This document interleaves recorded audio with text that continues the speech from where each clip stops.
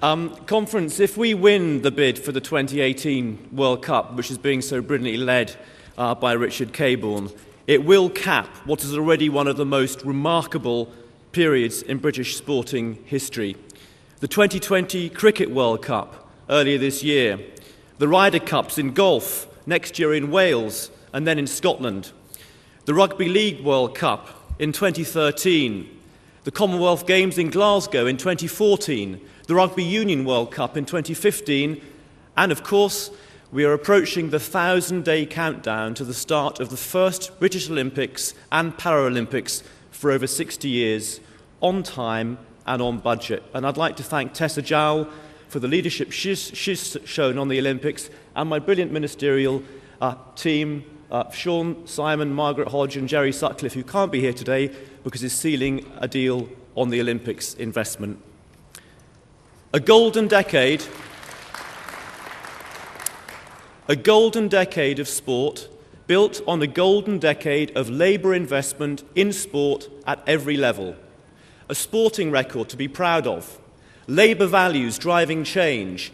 Labour delivering on its promises. And just remember what the Tories did to Britain's sport, culture and the arts.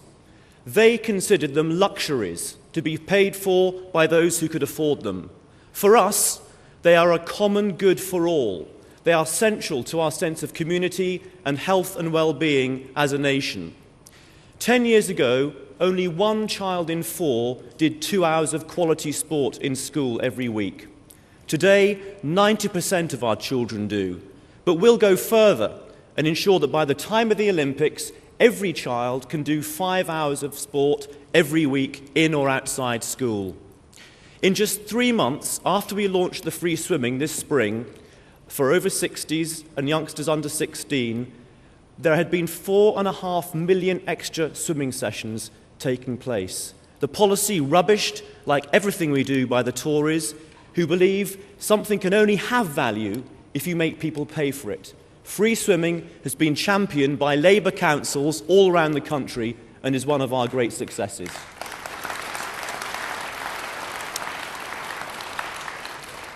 And just as Labour has delivered a sporting renaissance for Britain, we've delivered a cultural and artistic renaissance too.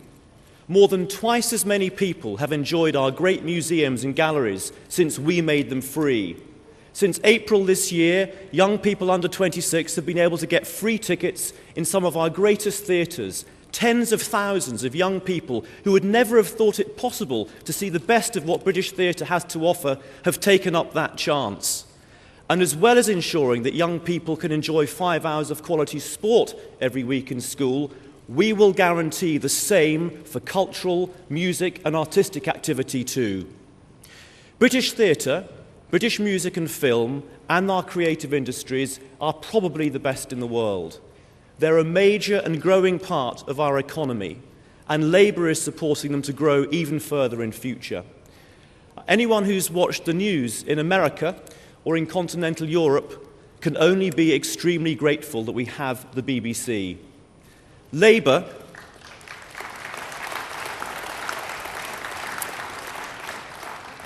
will always be committed to the BBC and to the values of public service broadcasting. And no, Mr. Murdoch, we do not believe that profit is the only guarantee of independence.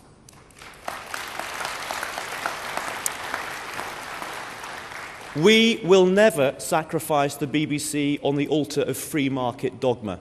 But, like all successful organisations, the BBC must change in order to survive. It must be more sensitive to the views of the public, you who pay for it, and it must be more sensitive to the impact that its power and size have on the rest of the media. Good quality local news is vital for the health of our democracy. And we face losing it completely unless something is done. And many of our local newspapers are also struggling to survive. We are the only party that is guaranteeing high-quality news on ITV in the English regions, Scotland, Wales and Northern Ireland, and saying how we'll pay for it. Our solution and other measures we're taking will help local newspapers too. Let Britain be in no doubt what the Tories would do to our culture, media and sport. Boris Johnson let one cat out of the bag last week when he advocated charging for museums again. And George Osborne says he wants to copy Tory councils, like Barnet in North London perhaps. They want to provide a quality service for those who can afford to pay, but what they call a Ryanair service for everybody else. And this is the council that slashed support for the arts, culture and sport, boasting, "We don't do culture in Barnet." Well, I guess that figures from the local Conservative Party that gave us Margaret Thatcher.